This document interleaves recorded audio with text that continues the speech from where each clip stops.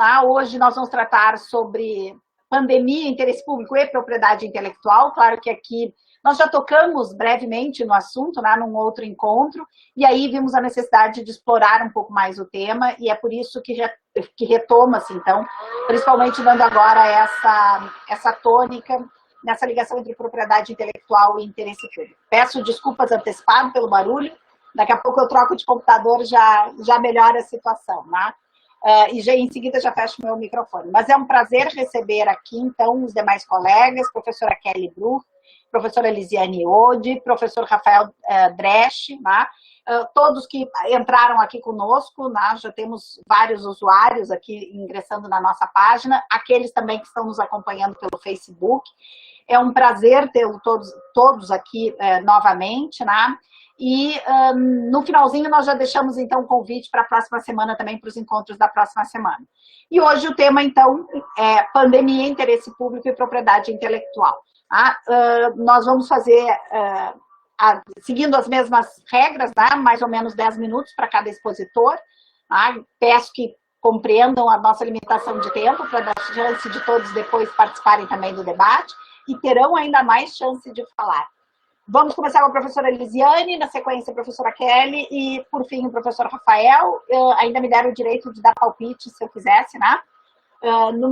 Nesse meio tempo. Então, é com muito prazer que recebo todos aqui, né? E que estamos todos muito felizes por mais esse nosso encontro. Professora Elisiane, tudo pronto. Muito obrigada, Maria Cláudia. Uma boa tarde para todos vocês, professora Kelly, professor Rafael, e para os nossos alunos e interessados que estão assistindo. Eu queria agradecer primeiro os organizadores, né? Uma pessoa da professora Cláudia, que eu sei que está tendo todo o esforço em programar esses nossos encontros e manter viva essa troca de ideias, apesar do distanciamento social. Bom, eu organizei a minha reflexão hoje a partir do título, né? O título: pandemia, interesse público e PI. A começar pela PI, pela propriedade intelectual, eu gostaria de destacar que ela se organiza, ela se sistematiza preponderantemente em dois pilares, entre outros, né? O primeiro, da propriedade industrial, em que se inserem as patentes de invenção e de modelo de utilidade, que tem por finalidade proteger a técnica, e o direito autoral, que trata da proteção de obras literárias, artísticas e científicas. No preparar dessas minhas considerações, eu mantive essa separação, porque eu creio que essas diferentes modalidades de propriedade intelectual contam com peculiaridades que não podem ser superadas, e eu não posso equiparar completamente essas duas modalidades, mesmo no caso da pandemia do Covid-19 e dos limites à propriedade que ela impõe. É fato que os limites a essa propriedade intelectual podem nos auxiliar no desenvolvimento da humanidade, mas eu também acredito que essas restrições, que esses limites não podem acabar com a nossa individualidade, que é o que nos torna seres humanos, o que nos faz humanos. Daí porque, se inserindo o direito autoral numa compreensão francesa de droit d'auteur, segundo a qual a criação é uma emanação do espírito humano, né, uma emanação da personalidade do criador, eu entendo que ela não pode ser equiparada à propriedade industrial de uma maneira plena. Então, feita essa reserva mental, eu destaco que alguns limites à propriedade intelectual já são evidentes no âmbito da epidemia do Covid.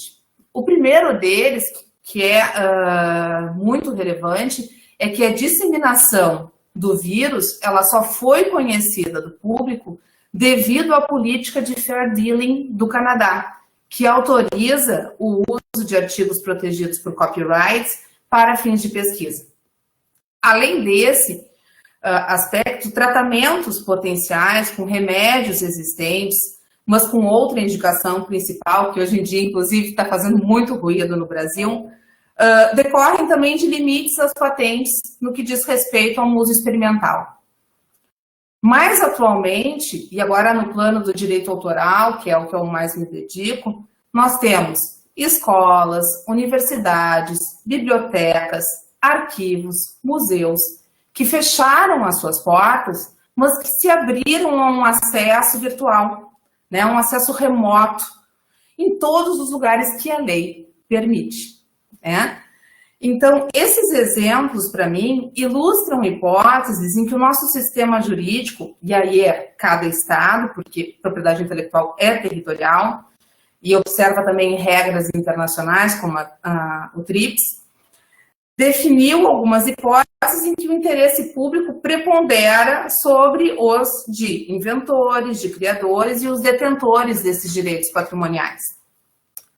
No Brasil, nós também temos limites à propriedade intelectual, mas nós não temos nenhuma regra genérica que preveja limites à propriedade intelectual por interesse público, ou em caso de saúde, emergência de saúde.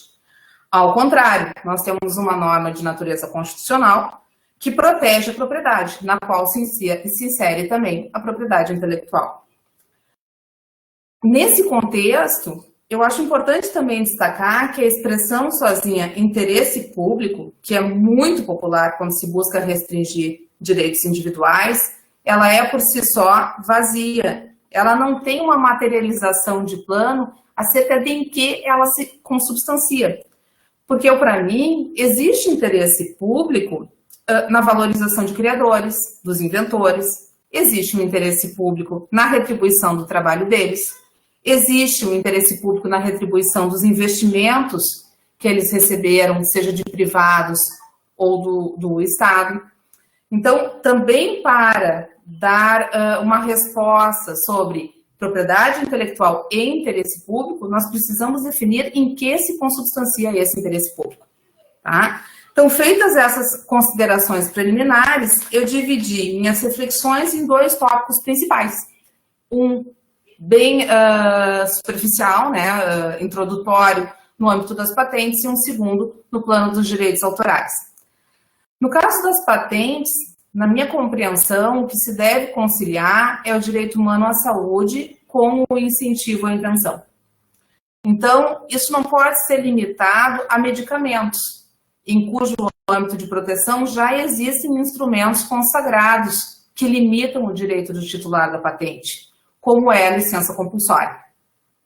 Por isso, eu acho que se poderia estender a mesma compreensão que se tem no âmbito de licenças compulsórias também para ventiladores, para testes de diagnóstico, outras questões que não é tão comum essa compulsoriedade. No caso das patentes, deve-se assegurar, então, um equilíbrio econômico e as mortes desnecessárias. Mas as licenças compulsórias, elas servem para equilibrar um desequilíbrio, uma simetria de poder entre o titular da patente e aquele que precisa dela. No caso da licença compulsória, o titular do direito não quer fornecer, mas ele recebe do governo para fornecer e o governo viabiliza a produção de genéricos, né? Então, isso já aconteceu muitas vezes, e se tem por paradigma nas medicações da AIDS, por exemplo. Também um caso americano conhecido é o do bioterrorismo, quando o governo também se aproximou da Bayer para ter um acesso ao antibiótico Cipro, que combateria as moléstias decorrentes da contaminação por antrax. Isso porque o artigo 31 do TRIPS, ele trata essas questões como uma emergência de saúde pública, né? Então, o que eu tiro desses dois exemplos? No caso da AIDS, o vírus era conhecido, era estudado, seu tratamento estava consolidado, não havia dúvidas acerca do que deveria ser feito, né?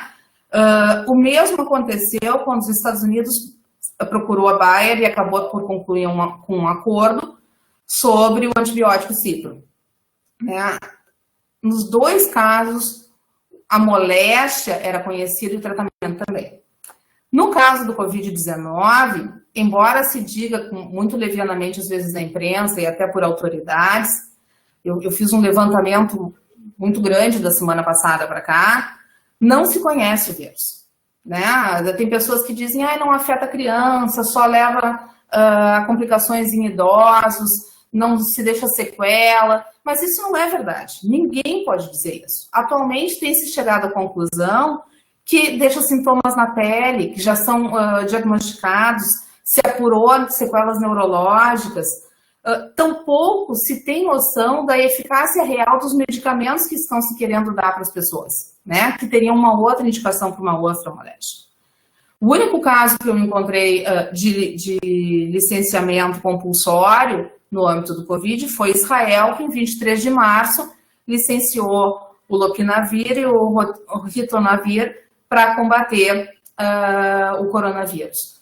Mas acho duvidoso num contexto de que não se conhece plenamente nem o vírus e nem qual é o tratamento necessário. Então, se corre o risco de impor um prejuízo econômico sem obter o benefício correspondente na saúde pública, né? Porque a gente não sabe se isso realmente funciona. Para reduzir essa assimetria entre o detentor da patente ou o detentor do conhecimento sobre o vírus, etc., além do licenciamento compulsório, eu fiz duas aproximações, duas reflexões. A primeira delas é a ideia de disciplinar por meio de uma hard law ou mesmo de soft law o acesso à informação atinente ao Covid. A soft law ela é mais viável, porque nós temos uma dificuldade real de aprovar um tratado internacional estimulando trocas entre os países. Mas a verdade é que países em desenvolvimento aumentam a perspectiva de sucesso se aproximarem de países como os Estados Unidos e os países europeus na pressão às indústrias. Além disso, privados têm mantido iniciativas extraordinárias, como o Open COVID-19 Pledge, em que gigantes como a Amazon, a Intel, a IBM, acabou conceder 3 níveis de licença para liberar o uso de suas invenções no propósito de finalizar ou pelo menos de mitigar os danos da pandemia do Covid. Internamente, o que eu acho que países devem fazer, e o Brasil também, é institucionalizar experts e apoio técnico, como se faz aqui na URGS, com pesquisa, não só na URGS, mas em outras instituições federais. Porque isso estimula a competição entre aqueles que têm a informação e também inibe, né, combate abusos. Feita essa reflexão sobre as patentes, eu acho que no âmbito dos direitos autorais existe uma outra compreensão. É análoga, mas não é igual. Por quê? Eu creio que existe sim um interesse público vital, consubstanciado na manutenção não só da nossa saúde, né, mas da nossa humanidade. Os titulares de direito autoral têm que ser incentivados a remover limitações de uso dessas criações agora no ambiente digital, como uma forma de minimizar o impacto que o isolamento social tem na vida das pessoas. Porque o Covid e a prevenção ao seu contágio afetam não só a saúde física, mas também emocional. As pessoas estão quarentenadas. Eu tenho 2 filhos pequenos e eles estão sentindo falta do contato com os colegas, com os amigos, né? É complicado.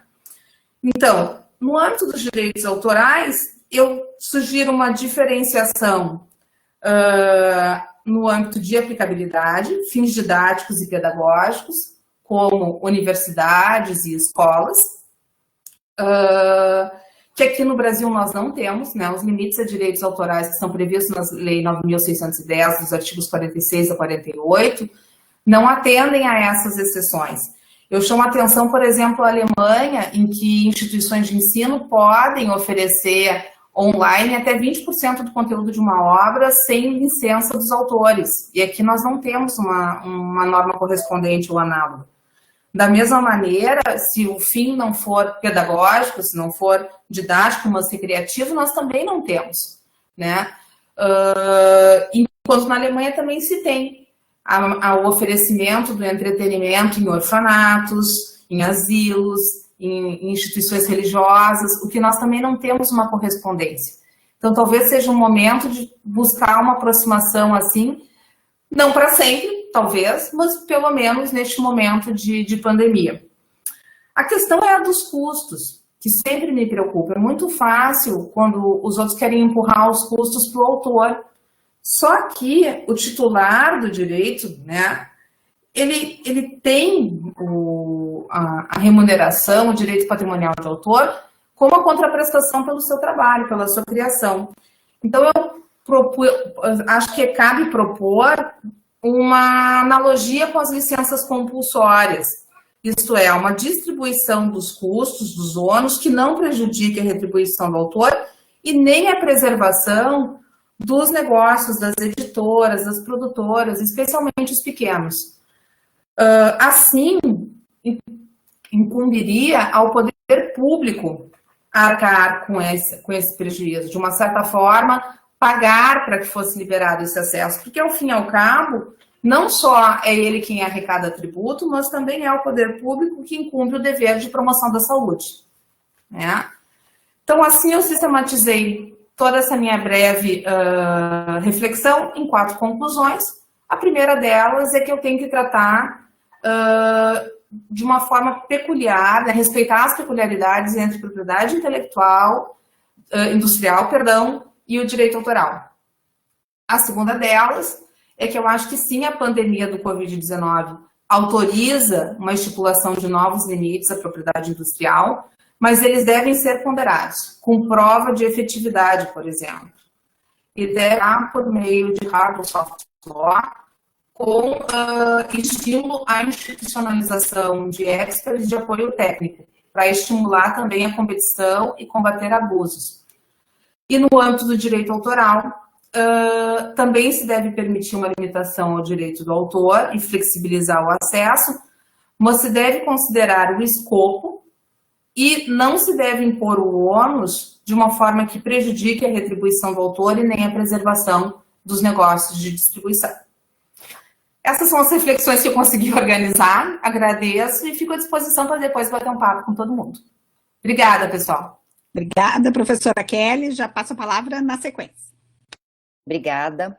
Bom, conforme havíamos acordado, né, o meu foco vai ser especificamente na parte da propriedade industrial, né, e relacionada, então, à questão do interesse público nesse aspecto.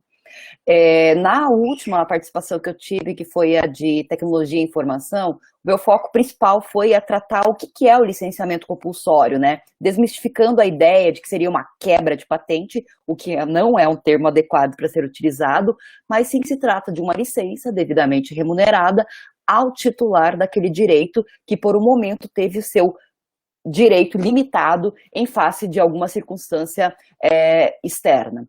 E dito isso, eu quero retomar um pouquinho até para a gente poder localizar melhor a lógica desse interesse público. Se a gente olha, por exemplo, para a nossa Constituição Federal e verifica no artigo 5º, inciso 29, que trata especificamente, né, então, dos direitos relacionados à propriedade industrial, ou direitos industriais, nós vemos que a limitação expressa da Constituição, ela se dá por interesse social, desenvolvimento tecnológico e econômico, e ela não cita expressamente o interesse público. Então, isso é uma coisa interessante, e eu me dei conta disso recentemente, porque nós normalmente tratamos dele ali junto, mas ele não está previsto, o interesse público não está expresso na Constituição. Todavia, ele acaba sendo regulado quando, então, na Lei de Propriedade Industrial, na 9279 de 1996, eu trato do licenciamento compulsório sob 3 vertentes. A primeira, né, do patenteamento, né, da licença compulsória do artigo 68, é a que abarca o interesse social, o desenvolvimento tecnológico e, especialmente, o desenvolvimento econômico. Quando, por exemplo, regula o licenciamento em face do abuso do direito, do abuso do poder econômico. No 70, quando eu trato, por exemplo, do licenciamento em face de uma patente dependente, o que eu tenho claramente aqui são os princípios retratados do desenvolvimento tecnológico, posto que uma patente dependente de outra que necessitasse dessa licença e não fosse concedida, ela não poderia trazer o progresso que a patente em si visa. E por fim, sim, daí eu tenho no 71 a emergência nacional e o interesse público que poderiam, de certa forma, estar contidos dentro do interesse social, mas que vão além. E dentro do foco nosso, que é a pandemia, é onde mais se localiza o nosso olhar, a nossa atenção. Por quê? É no 71, por exemplo, que já foram fundamentados, tanto no Brasil quanto analogamente em outros países, as licenças compulsórias por interesse público em decorrência de emergência nacional, que é o que a gente caracteriza hoje. E, claro, agora recordando bastante a fala que nós tivemos em Constitucional sobre emergência, estava me lembrando da fala do professor Valim, nós temos claramente a situação de uma emergência nacional que levaria, então, a justificar o artigo 71. E é interessante que o 71, assim como o 72 e 73 da LPI, eles já têm um regulamento que permite, do ponto de vista legal, a tramitação de um possível pedido de licenciamento compulsório quando caracterizada a emergência. E uma coisa interessante que a professora Lisiane colocou, que é a questão, normalmente nós pensamos em medicamento, mas o 71 ele não faz nenhum limite, o interesse público ele cabe para qualquer coisa. E nesse sentido, e daí isso me chama a atenção, mas ao mesmo tempo é interessante, foram propostos 3 projetos de lei, agora, eu já havia comentado sobre eles anteriormente, os 3 visando regulamentar na LPI, ou seja, alterando a LPI, em questões que o próprio regulamento já trata. Mas, de toda forma, claro, são iniciativas interessantes, são o PL 1184, 1320 e 1462, né, todos agora de 2000, que tratariam dessa regulação. O que chama atenção é que, enquanto o atual artigo 71 não limita a aplicação do licenciamento compulsório para medicamentos, para algum escopo específico, o projeto de lei veio limitar. E talvez quem escreveu não tivesse uma percepção sobre isso, mas ao tentar estender, ele limita. Ou seja, ao tentar abranger mais, ele restringe. E isso é algo que, felizmente, nós conseguimos comunicar ao deputado que era relator e ao que consta até o presente momento, isso não foi votado, né, para a nossa tranquilidade. Claro que tem outras questões que são interessantes, mas especificamente essa nos causava bastante apreensão. Outra, nesse projeto de lei, especificamente no último citado, que é o 1462, é a questão de limitar a remuneração a 1,5%. É um tanto quanto complicado, imaginando que cada área em que se poderia aplicar o licenciamento compulsório teria uma lógica de retorno de investimento ou de necessidade de valor mínimo diferente. E 1,5% para todo mundo parece algo bastante arbitrário, né? Olhando outras questões, por exemplo, seria que a licença só teria validade durante o período da pandemia. E daí você tiraria todas as outras situações em que, não existente uma pandemia, poderia ter uma emergência nacional. Então, olhando esse projeto de lei, foi me chamando a atenção das questões que são urgentes, são relevantes, mas que elas vão ser tratadas logo quando se pensa que se está expandindo algo, né? Então, com relação especificamente, então, ao licenciamento compulsório, eram essas questões que eu queria trazer um pouco a mais para a gente adentrar a fundo daquilo que nós já temos internamente, que nós já temos regulamentado. Outra coisa que me chamou muita atenção, ainda voltando ao PL, é que quem decidiria quais são as patentes que poderiam ser licenciadas seria o INPI. Ele criaria uma lista pública e que todas elas poderiam ser, mediante algum tipo de demanda. Isso seria um tanto quanto complicado se você pensar na relevância que teria a concessão de licenciamento compulsório, porque seria quase que um licenciamento automático mediante a consulta à lista e a sua demanda. Por outro lado, e essa é uma questão que talvez esteja aqui, hoje o licenciamento compulsório ele depende de um decreto presidencial. Talvez em face de uma certa insensibilidade do atual Poder Executivo, isso não venha acontecer. E talvez o que o projeto de lei buscava era uma alternativa para que não fosse necessário um decreto presidencial em situações que viessem no futuro a se tornar necessárias. Quem sabe não em relação ao medicamento, que hoje efetivamente nós não temos cientificamente nenhuma comprovação de qual seria o mais efetivo aqui nesse momento, mas, por exemplo, com relação a ventiladores, isso poderia ser necessário. E sem essa sensibilidade para quem hoje tem o poder de conceder, talvez seja complicado. E talvez nisso esse PL pudesse ser transformado para focar naquilo que é necessário em relação ao poder de concessão. Tentando não fugir do meu tempo, né? Eu só queria trazer uma coisa que normalmente é esquecida. Claro que nós não estamos tratando aqui especificamente estamos tratando só da pandemia, mas há uma outra área em que existe a possibilidade do licenciamento compulsório, que é a proteção de cultivares, e normalmente não se fala. Ninguém toca, quase ninguém escreve sobre isso. E que também na proteção de cultivares eu tenho essas duas possibilidades, do licenciamento com base no desenvolvimento econômico e no licenciamento com base no interesse social e no interesse público. E, eventualmente, dependendo de como as coisas continuarem, eu espero que não seja dessa forma, né? Mas, eventualmente, nós podemos necessitar, por exemplo, de um licenciamento compulsório relacionado a sementes, já que hoje uma das poucas coisas que ainda está, digamos assim, funcionando no Brasil é a agricultura, ou seja, o agronegócio.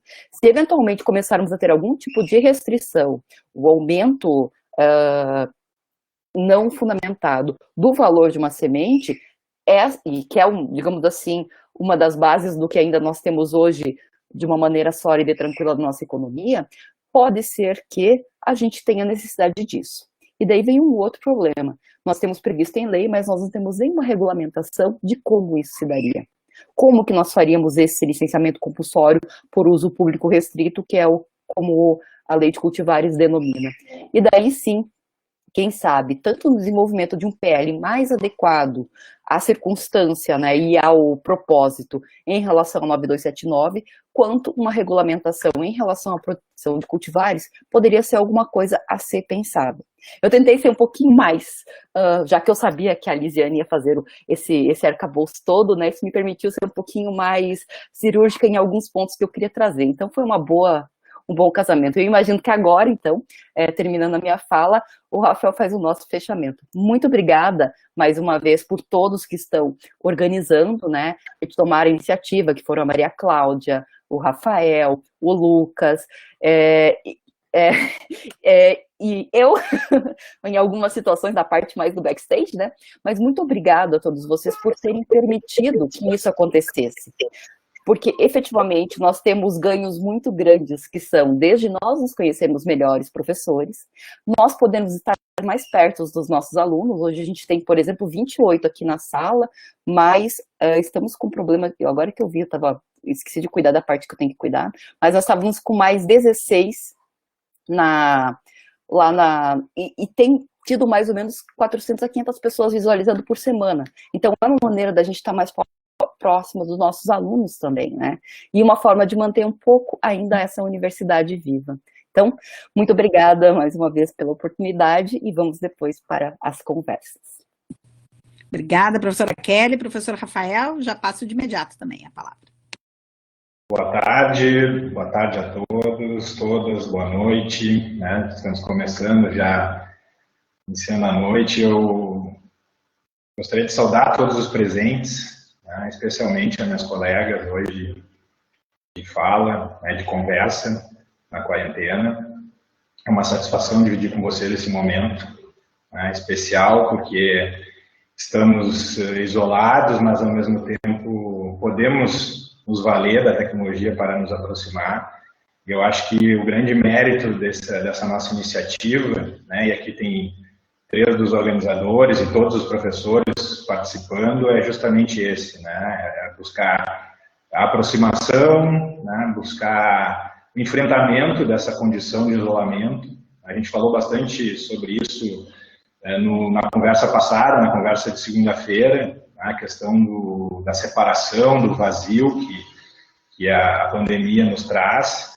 E essa iniciativa, ela de alguma forma nos mantém ativos, né, nos mantém mais próximos, e por isso é realmente com satisfação que eu participo com vocês, não só hoje, né, mas em todos os encontros que nós estamos organizando. Bom, a minha fala aqui ficou fácil, né? A gente brinca no futebol que que quando se joga com craques, fica tudo mais fácil, né, para jogar. E realmente eu estou aí com colegas que dominam o assunto, né, de uma forma bem ampla e também na sua especificidade. O que eu quero apresentar são algumas reflexões sobre esse tema. Eu acho que a parte da análise dogmática foi bem apresentada, algumas reflexões sobre pontos específicos também. A minha intervenção é uma intervenção numa reflexão talvez até crítica sobre os nossos dispositivos hoje no Brasil para lidar com um momento como esse, tá? E sobre uma perspectiva funcional também, né? Porque, sem dúvida, eu acredito que esse momento, né, da pandemia, ele traz à tona algo muito importante na nossa Constituição, que é uma Constituição que é fruto de uma construção histórica do direito brasileiro, que é a consolidação da função social da propriedade. Tá? E nós estamos tratando aqui da propriedade intelectual. Para mim, né, para a maioria dos autores, a natureza do direito de propriedade intelectual reside no direito de propriedade. E nós temos na Constituição a previsão expressa, né, da garantia da propriedade, em primeiro lugar, tá? E da função social dessa propriedade. Desde o artigo 5º, no seu inciso 23, inclusive no artigo 170, que trata da ordem econômica, no inciso 3º, a função social da propriedade está prevista expressamente. E o que significa, né, essa garantia da função social da propriedade? Quando a gente fala em função, né, e a filosofia do direito nos ajuda a compreender um pouco isso, a funcionalizar algo é pensar esse algo a partir das suas funções, das suas serventias, vamos dizer assim. Para que serve esse algo? Tá? A propriedade, ela pode ser analisada numa perspectiva funcional individual. Tá? Ela tem um papel, uma função em termos individuais. Mas também a propriedade, ela tem uma função que transpassa, né, o individual. A função da propriedade, do direito de propriedade, também é importante em termos sociais. Né? E essa construção histórica que eu mencionei, que é fruto aí de uma análise jurídica desde o final do século XIX, né, passando por todo o século XX, se consolidando nas legislações, vai se estabelecer de uma maneira bastante significativa nos diversos países e no Brasil. Então, na nossa Constituição, nós temos essa funcionalização expressa. E me parece que, numa situação como nós vivemos hoje de pandemia, nós temos que pensar também essa questão da função social na ausência de instrumentos múltiplos, vamos dizer assim, para essas questões em que eu tenho, de um lado, um direito à propriedade, né, no caso aqui a propriedade intelectual, eu falo propriedade intelectual em geral, e de outro lado o direito à saúde, né, que numa situação de calamidade, de emergência, né, estão, podemos dizer assim, até em conflito, em algum sentido. Né. Nesse ponto, o pensar a função social da propriedade nos remete à tentativa de sair dos instrumentos que, em geral, nós pensamos essa questão, como, por exemplo, o licenciamento compulsório, que foi tão bem tratado, porque, inclusive, o TRIPS, né, o tratado, o acordo internacional que foi mencionado, ele prevê outras formas de iniciativa que nós, no Brasil, não desenvolvemos em geral. A gente pode falar aí da questão da negociação, né, do incentivo à negociação dos diversos governos com os detentores de direitos de propriedade industrial, mais especificamente, suspensão temporária, né, até extinção do direito. Nós temos essas possibilidades no âmbito internacional. Claro que são situações diversas, mas que no Brasil me parece que nós exploramos pouco. Né? Em geral, nós pensamos no licenciamento compulsório e outras alternativas poderiam ser pensadas diante desse conflito aí de um lado o direito à saúde e de outro lado o direito à propriedade. Tá? Nesse ponto também seria interessante lembrar, eu acho que foi mencionado pela Lisiane e pela Kelly, que o pensar esse conflito em situações como a que nós vivemos exige uma análise da proporcionalidade. Eu sei que tem muitos que não gostam da teoria dos princípios, né, ou não gostam de falar da proporcionalidade, porque a proporcionalidade justificaria qualquer tipo de decisão em qualquer momento, mas me parece que situações extremas em que um conflito realmente se apresenta, uma situação drástica como uma doença como a Covid-19 nos desafia, né, buscar alternativas que sejam proporcionais e que atendam à proporcionalidade e razoabilidade, nós devemos pensar. Né? E nesse sentido, as análises da proporcionalidade, como adequação, necessidade, proporcionalidade em sentido estrito, me parece que devem ser realizadas, né, em cada situação. Por exemplo, se nós formos pensar os diversos medicamentos que se falam hoje, né, a cloroquina, dentre outros, né, a cada dia ou cada semana surge um novo medicamento que potencialmente poderia curar a Covid. Em primeiro lugar, é adequado? Essa é a primeira questão. Acho que a proporcionalidade nos ajuda a pensar isso. Esse medicamento é adequado para tratar a Covid? Nós temos dúvidas. Né? Diante dessa adequação ou não adequação, nós podemos seguir, por exemplo, com a implementação de um licenciamento compulsório ou não? Né? Além disso, diante de múltiplas medidas, né, nós podemos analisar a questão da necessidade. Qual aquela que realmente se apresenta como a melhor diante das possibilidades para lidar com a Covid? Também a necessidade deve ser pensada. E ainda, né, a proporcionalidade em sentido estrito, que vai ponderar esses benefícios que traria para a saúde em contraposição aos prejuízos que traria para o direito da propriedade intelectual. Então, me parece que o pensar a proporcionalidade nessa situação é importante. O segundo ponto que eu gostaria de mencionar é que situações como essa, o que nós estamos tentando lidar em comportamentos estratégicos. Por quê? Porque determinados laboratórios poderiam se valer de seu direito de propriedade intelectual, de uma patente, por exemplo, para cobrar valores exorbitantes. Vamos supor que a cura para a Covid seja descoberta. Um determinado laboratório detém essa patente exclusiva. Bom, esse laboratório ele poderia cobrar o que quisesse nesse momento. As pessoas iriam pagar o que fosse necessário para obter esse medicamento. Bom, esse cobrar qualquer valor, ele se justifica? Esse comportamento estratégico, né, numa análise econômica, na linguagem econômica se refere ao comportamento estratégico, aquele comportamento que pensa só no benefício do titular. Ele se justificaria? Né? Eu acredito que os instrumentos jurídicos eles servem para evitar comportamentos estratégicos. E, em contraposição, incentivar comportamentos cooperativos. E aí vem um outro importante elemento nesse momento de pandemia, né? A cooperação, a colaboração. Claro que isso não significa, como a professora Lisiane bem colocou, que nós tenhamos que simplesmente eliminar o direito, extinguir o direito à patente, por exemplo, direito de propriedade intelectual, e um acesso sem qualquer contrapartida para o laboratório. Não me parece que seja essa a solução. Essa seria uma solução, inclusive, unilateral e traria prejuízo àquele que desenvolveu e, por exemplo, encontrou a cura para essa nossa doença.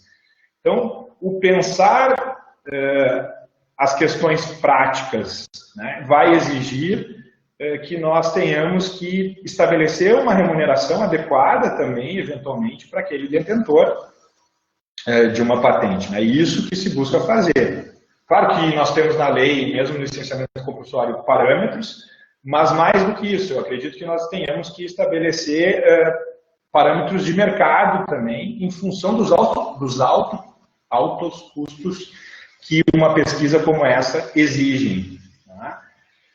E por fim, né, eu gostaria aí de encerrar a minha participação, tentando me ater ao tempo, né, dos 10 minutos que me foi estabelecido, lembrando que nós estamos tratando aqui talvez de um elemento essencial nesse combate à pandemia, que é justamente o esforço que se faz mundialmente para buscar não só o medicamento que vai curar a Covid, mas também a vacina adequada que vai evitar novas doenças, ou mesmo instrumentos como, né, os respiradores, que são necessários para esse enfrentamento. Né? E por isso nós devemos garantir o incentivo, né, às pesquisas nesse sentido, medicamentos, vacinas, respiradores, mas também evitar que, eventualmente, aqueles titulares dos direitos que alcancem essas soluções possam simplesmente adotar comportamentos estratégicos em benefício próprio, mas que tragam algum prejuízo em termos coletivos. E por isso, né, a ideia da função social que eu havia mencionado no início me parece relevante nesse momento. Com isso, eu agradeço, né, o convite aí, novamente, a participação com as colegas e com todos aqueles que estão presentes hoje na nossa conversa na quarentena. Muito obrigado.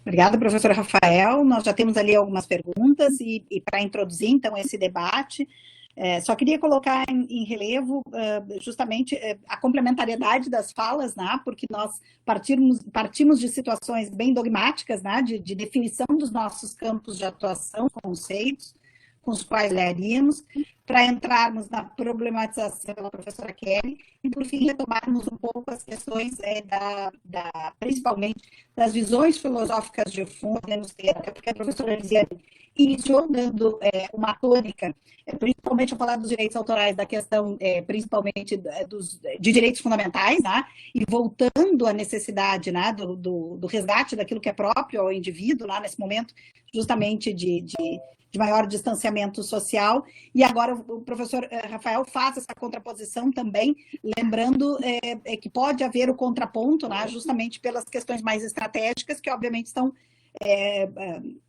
na verdade, trabalhadas por uma ética mais utilitarista, né, e justamente os perigos dessas contraposições de fundo.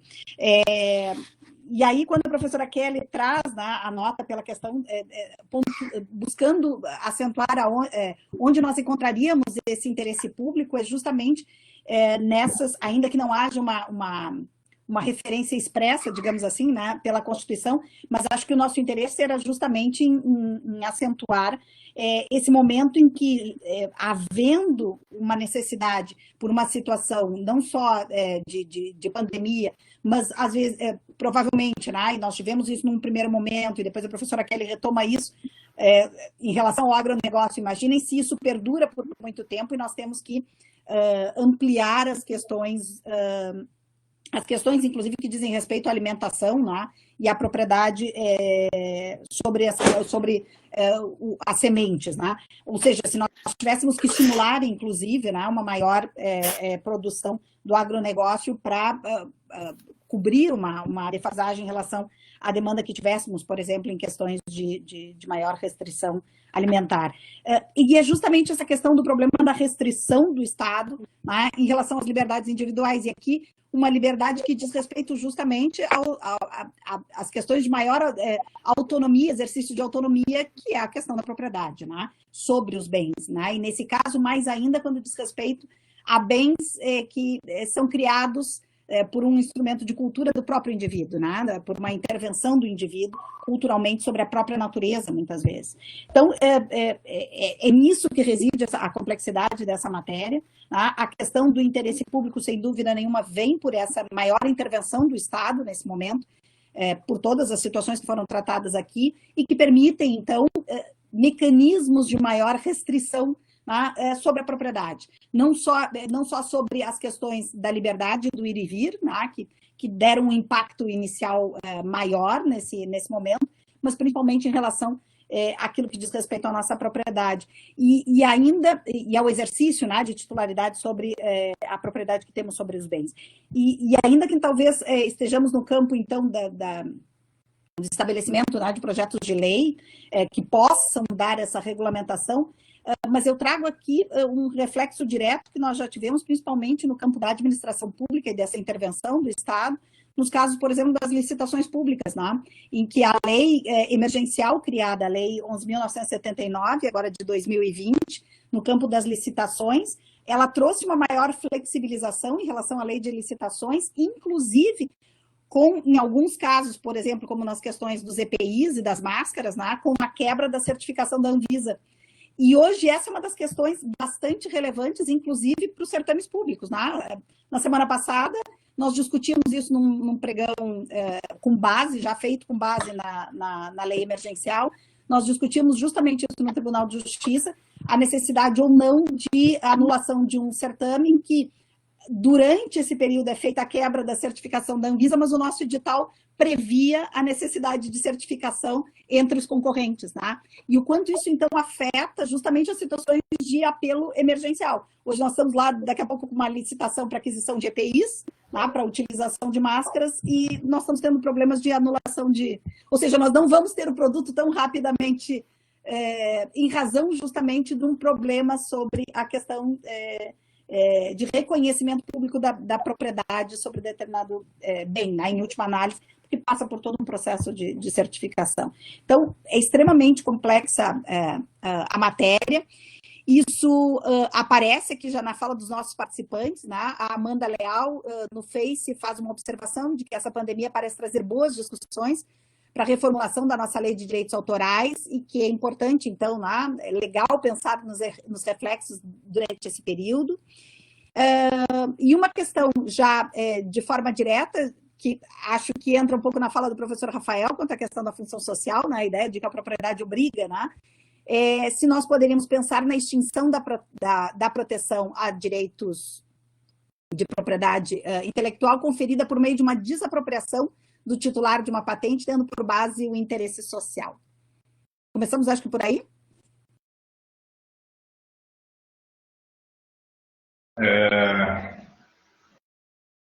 Bom, essa questão da desapropriação, né, é uma questão bem delicada, porque a desapropriação em si tem uma origem diversa, né, não exatamente na figura da propriedade industrial. Eu não sei se o instrumento adequado seria esse, tá? Eu acho que talvez até não nesse sentido. Né? Nós temos outros instrumentos de propriedade intelectual que poderiam ser essa própria licença usuária que mencionaram. Mas me parece que a extinção, né, essa previsão de uma extinção do direito em última ratio poderia ser pensada, inclusive no âmbito do TRIPS, eu acho que há uma legitimidade nesse sentido, mas me parece que seria uma solução última. Né? Eu acho, como mencionei na minha fala anterior, que o importante é estabelecer uma proporção, eu acho que a professora Lisiane colocou bem isso, né, a ideia de proporção entre os elementos que estão em jogo, aí o direito do proprietário, né, e a importância que tem o desenvolvimento, né, de novas tecnologias hoje, principalmente medicamentos para combater a Covid. Nós temos que incentivar isso, portanto garantir o direito do proprietário e, ao mesmo tempo, garantir o acesso a esses bens que forem inventados, né, essa tecnologia que for inventada. Então, simplesmente extinguir um direito me parece que é uma solução drástica. Eu acho que não é a melhor solução nesse momento.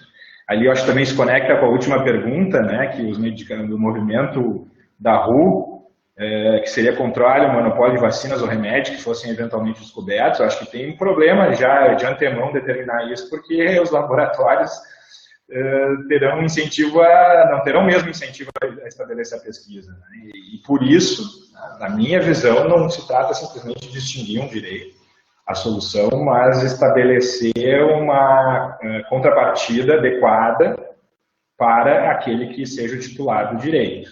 Né? Evitar que ele adote um comportamento estratégico e estabeleça preços abusivos em relação aos medicamentos, mas garantir que a remuneração seja dada àquele que eventualmente encontre uma vacina ou encontre um medicamento. Posso? Bom, o que eu queria ressaltar, considerando, né, só queria fazer uma parte. Olha, Lise, quase o grupo disciplinar de pesquisa em propriedade intelectual está em peso aqui, estou bem feliz, né? Agradecer a todos os nossos alunos e ressaltar a presença, inclusive, de um ex-presidente do NPI aqui, que é o Paulo Afonso Pereira, que estava nos assistindo, que me deixa muito feliz saber que digamos assim, que a nossa conversa, ela chegou bem longe. Mas voltando especificamente para a pergunta da Larissa Pirozan, que foi minha orientada de TCC, e nós sabemos, Liz, por que ela faz essa pergunta, né? Como eu não tenho como pressuposto básico que a nominada propriedade intelectual seria um direito de propriedade, em sentido, né, estrito, e sim um direito de exclusiva, a lógica da desapropriação, para mim, não se aplicaria. O licenciamento compulsório, ele faz sentido do ponto de vista que, na medida em que eu estabeleço uma exclusiva, eu posso regular a exclusividade da maneira como ela é aplicada. O que eu poderia retirar seria a exclusividade, mas em nenhum momento, daí eu estou falando da lógica teórica, né, relacionada aos direitos intelectuais, eu teria dado uma propriedade que pudesse justificar a sua retirada. E daí tem toda uma construção teórica. No Brasil tem um autor especificamente, que é o Pedro, né, Barbosa, que defende, então, a possibilidade tanto de uso capião quanto de desapropriação, né, do direito de propriedade intelectual, e exatamente pelos fundamentos dele é que eu não entendo que não seja possível, né, posto que não se trataria no sentido absoluto do direito de propriedade. Então, do meu ponto de vista, vejo que, primeiro momento, mais aplicável, adequado, a gente já utilizou muito pouco isso, a gente poderia utilizar mais nas situações que exigem um licenciamento, né? Outras questões que podem ser utilizadas estão lá nas outras exceções que estão previstas também na LPI.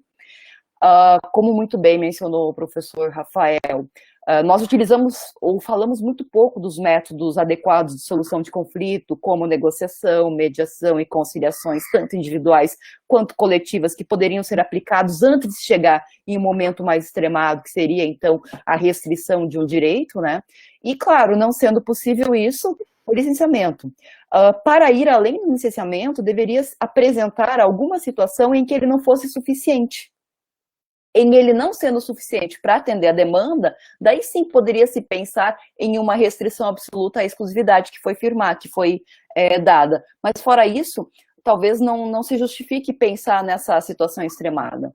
E eu queria complementar, Kelly, não sei, desculpa interromper, mas assim, me parece que a desapropriação, ela vem na contramão da celeridade que o problema exige, né? Uhum.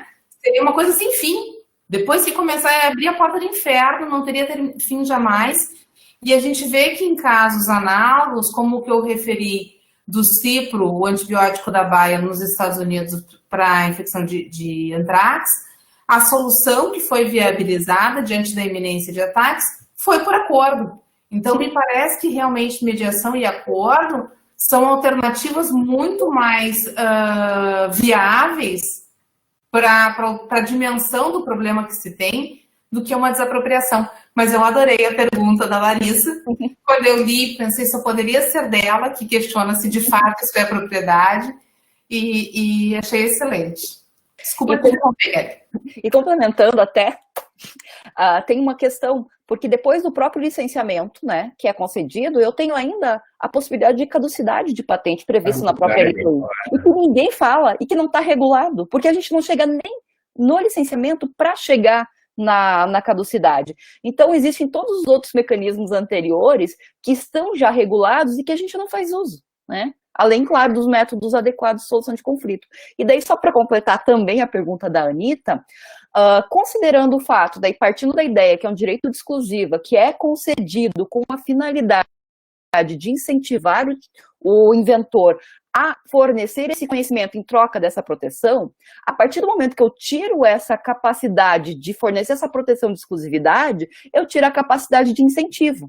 Claro que eu posso contar com pessoas altruístas, mas, infelizmente, elas ainda não chegaram no planeta. Então, enquanto isso, nós ainda precisamos desse tipo de incentivo, que é o incentivo econômico, por meio de uma exclusiva, que depois pode vir a ser relativizada antes de se pensar numa retirada. Quem sabe, né, os nossos filhos e netos possam pensar. Não é só uma questão de altruísmo, né? As pessoas falam como se fosse uma coisa muito simples. Vamos fazer a vacina, vamos fazer o remédio. Isso é produto de anos de investimento e pesquisa. alguém tem que manter, tem que encampar esse investimento, que em princípio não tem retorno. Então, assim, depois a vacina ou o tratamento correspondente vão ter que não só dar conta de dar esse retorno do investimento, mas ainda proporcionar novos investimentos, porque amanhã tem outra pandemia, tem outra doença, então tem que manter a roda girando. Pois é, Schumpeter, inclusive, já falou isso lá em 1900 e bolinha, né? Se a gente não tem um incentivo para a manutenção do círculo virtuoso da inovação, em algum momento o processo tecnológico vai parar. Porque então, não vai compensar para a pessoa seguir pesquisando e desenvolvendo. E daí, já completando ainda, tô fazendo bagunça aqui, Maria Cláudia, a Renata e a pois é, eu ia apontar justamente a fala da Renata ali, né? Que acho importante pensarmos que a extinção dos direitos, pelo menos nesse caráter absoluto, né? Como se fosse uma possibilidade de regra já pré-determinada, enfim, poderia desestimular justamente o desenvolvimento de novas tecnologias, né? Que é justamente o que sustenta toda essa indústria de patentes, na verdade, é o que sustenta que a pesquisa possa continuar de forma lisa, né? Colocar em apuros, como a Nichelle colocou logo abaixo, porque nós somos signatários de tratados que nos obrigam a preservar a propriedade intelectual. Embora, atualmente... Eu queria voltar um minutinho aqui, orientando a minha de mestrado, a Anitta, além da pergunta sobre o Open Access, eu acho que é uma bela pergunta. Ela perguntou também a respeito do acesso à produção científica agora, porque muitas das revistas têm aberto totalmente o acesso, disponibilizado. Nós mesmos estamos sempre compartilhando links, né, para renovar o acesso às bibliotecas, já que fisicamente não é possível. Mas eu não vejo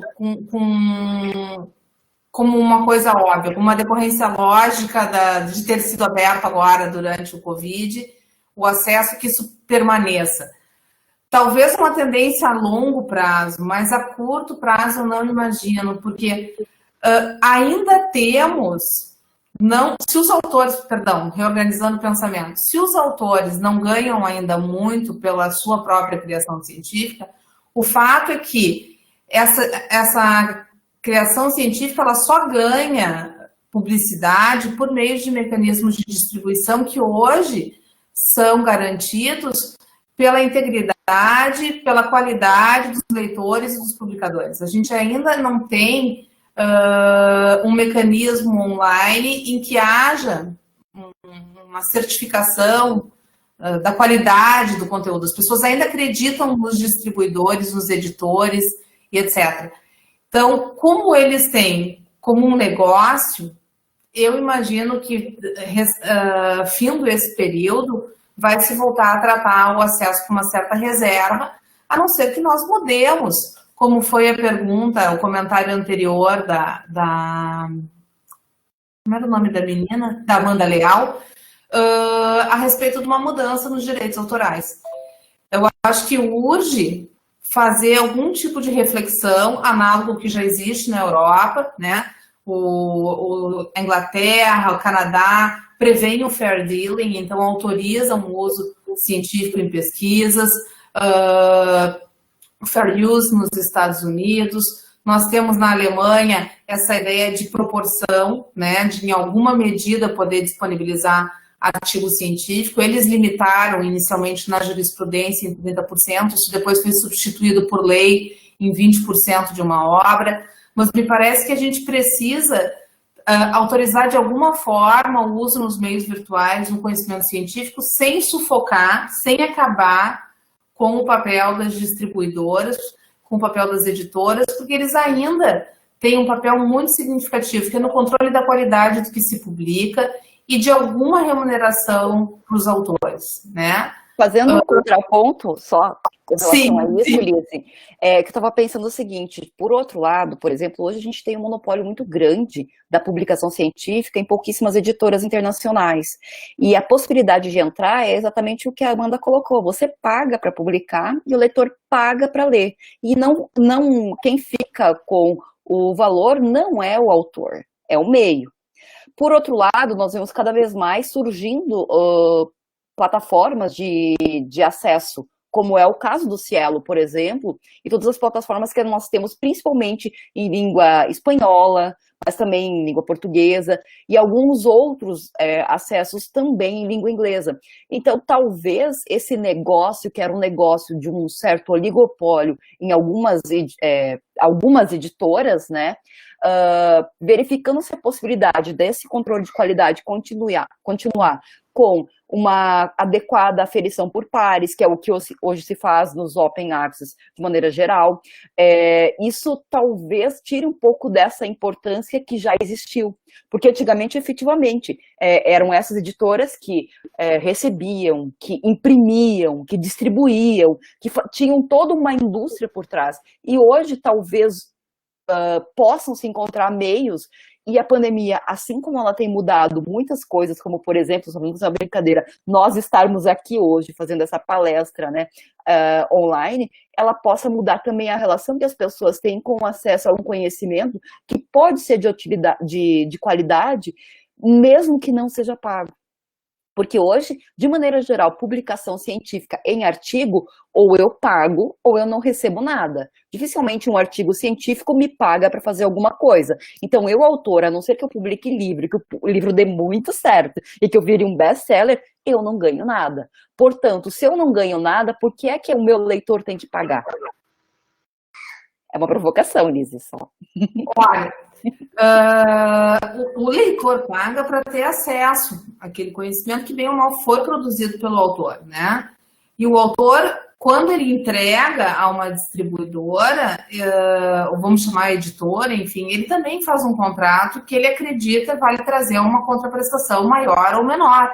É evidente que vai ser mais significativa se o sucesso da obra for também maior, que nem tu disse, um best-seller vai ganhar muito, e obras mais modestas ou com menos venda também. Mas o que me preocupa com a ideia de deixar totalmente liberado o acesso, vamos digitalizar todos os livros e vai ficar tudo online, é que vai também haver uma certa queda na produção, porque embora no meio jurídico a gente não tenha tantos autores que vivam de escrever, em outras áreas do conhecimento, isso existe, né? Tem pessoas que são autores e vivem disso.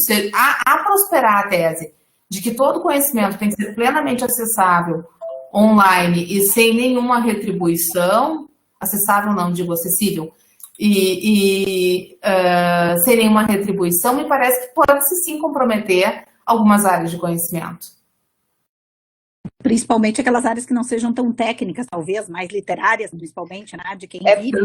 Por isso, meu foco era o conhecimento científico especificamente, claro, artigos em journals. Era desse que eu estava falando. Exato, até porque talvez o conhecimento científico ele tem uma finalidade técnica, inclusive em termos de pesquisa e um comprometimento em termos de pesquisa, muito superior àquele que é o de quem vive disso, né? Como um escritor. Claro que nós temos pesquisadores que vivem da pesquisa, mas aí o fomento da pesquisa também exige outros recursos que não sejam exclusivamente o produto final, que é digamos, vamos imaginar, produção de artigo científico, né? ou de um livro específico. Mas aqueles que sejam escritores, aí o comprometimento é de ordem diversa, né? Aí nós estamos muito mais no campo da arte. E aí sim, né, a situação voltada a um ressarcimento do trabalho artístico, propriamente dito, do que o trabalho de pesquisa. É que a nossa lei não diferencia. Nossa lei não tem essa diferença. E nem o científico nem o artístico. E é justamente o que eu chamo a atenção. Outros sistemas admitem uma flexibilização nas hipóteses de conhecimento científico, pelo fair use, pelo fair dealing, ou mesmo pelas exceções quando é usado para fins de pesquisa. O nosso não tem isso. O nosso não tanto não faz que a nossa própria plataforma Lattes, né, permite que se anote, enfim, que se faça para ela no mesmo currículo, o nosso currículo artístico, digamos assim, né, se houvesse a produção artística paralelamente à produção, digamos, de pesquisa científica mais específico, ou seja, não se faz essa diferenciação entre as duas, o que talvez pudesse dar uma maior flexão, inclusive para a divulgação artística. Eu me lembro de um exemplo concreto. Eu queria terminar a reflexão com o Kelly. Hoje em dia, quando se tem trabalho científico na área da medicina, da farmácia, se não houver um leitorado qualificado que possa avaliar se aquilo ali não é, enfim, uma porcaria, né? Que realmente acrescenta, não garantir a qualidade da publicação. Eu acho que as revistas especializadas em algumas áreas ainda se justificam e justificam para remunerar os profissionais que dão um impulso para que ela possa realmente entregar publicação de qualidade, né? Que são essenciais para isso. Desculpa. Eu só queria brincar com um exemplo, né? Provavelmente o Leandro Carnal antigamente ganhava como professor. Agora sim ele está ganhando como escritor, né? Talvez, né, a saída seja diferente. Mas... a gente tem que cuidar porque nós estamos no Face, né? Mas aí também tem toda a questão da qualidade do que é escrito. Não, é que no caso eu gosto dele, né? Eu só tô pensando, agora ele achou um nicho para realmente, né, poder sair daquele patamar que talvez, né, a gente ainda esteja de ganhar, ser remunerado como professor, né? Mas isso é interessante, né? Porque eu estava, quando o Rafael comentou ali a questão da teoria econômica, né? E um dos professores da área de filosofia do direito que mais trabalham com isso é o Michael Sandel, né? Porque ele se preocupa justamente com as questões de fundo. E eu ia fazer a sugestão ali, depois, claro, a conversa foi indo para o outro lado, a primeira questão que me lembrou foi do livro Que o Dinheiro Não Compra, do Michael Sandel, porque justamente ele começa trabalhando com situações de demanda em situações de catástrofe, né? Como no caso do Katrina, né? Da passagem do Katrina pelos Estados Unidos, e justamente as questões que envolveram questões de mercado, enfim, e inclusive de determinação sobre o preço daquilo que ia ser adquirido. Mas talvez o Michael Sandel seja um dos nossos melhores exemplos, né, de um professor da área do direito, né, que virou um grande best-seller. E efetivamente ganha, né, com direitos autorais, sem dúvida nenhuma, em razão daquilo que escreve. Né? Temos ainda, só para nós terminarmos, né, uma manifestação do professor Ricardo Camargo, para recordação de que a tradição brasileira de não concessão da proteção da propriedade intelectual a fármacos somente foi quebrada a partir de 1996, né? E todas as implicações decorrentes disso. Gente, já estamos no nosso horário, né? Já fechamos lá mais de 1 hora. Não sei se querem fazer alguma muito breve manifestação final, né? Se não, deixar para todos os nossos agradecimentos, né? Obrigada a todos que prepararam as suas falas. Realmente é um tema, já é o segundo encontro que vem o tema, né, e que nós ainda deixamos muito por falar e para discutir, porque é um tema realmente que suscita bastante interesse, não só de quem nos acompanha aqui, mas pelas situações tormentosas, principalmente nesse momento de pandemia. Mais alguma fala final? Podemos encerrar? Só uma falazinha final, vai, Maria Cláudia. Vai lá. A gente sempre deixa os outros, né? A gente também pode. Então aproveita. Não, é só para revelar um pouco do interesse e digamos, da relevância de um tema que hoje ele só é ofertado, por exemplo, na nossa faculdade de Direito por meio de cadeiras optativas. Né? E a gente vê o quanto ele repercute em todas as outras áreas, porque a gente abordou alguns pedacinhos dela, né? Você vai para a parte de penal, a parte de filosofia do direito mesmo, você vai um pouco de constitucional, você vai para todos os campos e você vê a necessidade de se olhar para essa área de proteção de todos esses tipos de ativos intangíveis. Então, quem sabe, né, a gente consiga, de alguma forma, em algum momento, trazer mais relevância mesmo dentro do nosso currículo e dos demais currículos, né, que é para a parte de propriedade intelectual. Muito obrigada. Mas já fica aqui, então, olha só como uma coisa, na verdade nós não ensaiamos, né, Kelly, mas fica o convite para a próxima segunda-feira, porque nós vamos falar sobre ensino jurídico na pós-pandemia, né? E ao falar sobre ensino jurídico, em parte, é um pouco dessas questões que a gente tem na prática visto aqui, alguns temas que são temas que realmente passam lateralmente, né, nas nossas faculdades de direito, e o tema da questão da propriedade intelectual é um deles, né?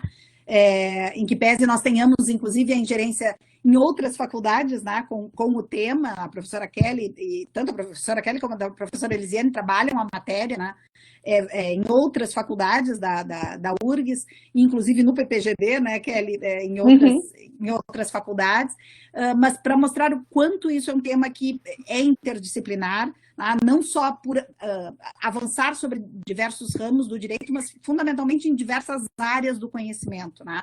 elas não estão restritas, não é uma temática restrita exclusivamente ao intérprete jurídico, né? Nós temos diversos interesses aqui sendo levados em consideração, né? Ainda mais numa era tecnológica como a nossa, nós nem entramos nas questões de TI, né? De tecnologia da informação, né? Ou da área mais restrita informática, que aí sim é um mundo à parte, né? E nesse momento nós só deixamos stand-by, digamos assim, em razão da pandemia, mas que na verdade é o grande boom, né? Do momento, das relações contemporâneas na área de tecnologia. Gente, quase 70 minutos de fala, então agradecer, professor Sérgio Severo. Muito obrigada pela paciência, professoras, pela troca de ideia, pelos alunos e pelas participações, foi ótimo. E hoje estou quebrando o tabu, né? Falando para a câmera, ao vivo. Obrigada pelo apoio. Praticamente uma sessão de direito de imagem, né? Inclusive para o Facebook, né? É algo novo. Professor Rafael, só para terminarmos.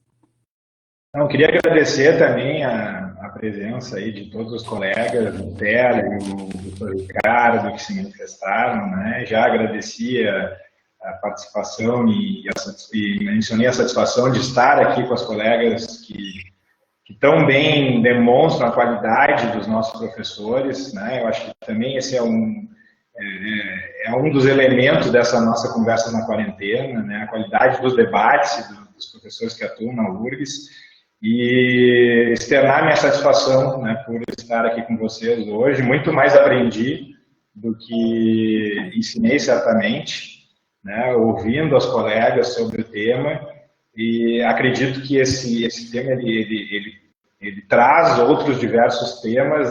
Eu fiquei me coçando aqui para falar das questões de mercado e do que não é do mercado. Acho que travou? Eu acho que o Face resolveu cortá-lo. Da lógica do mercado também.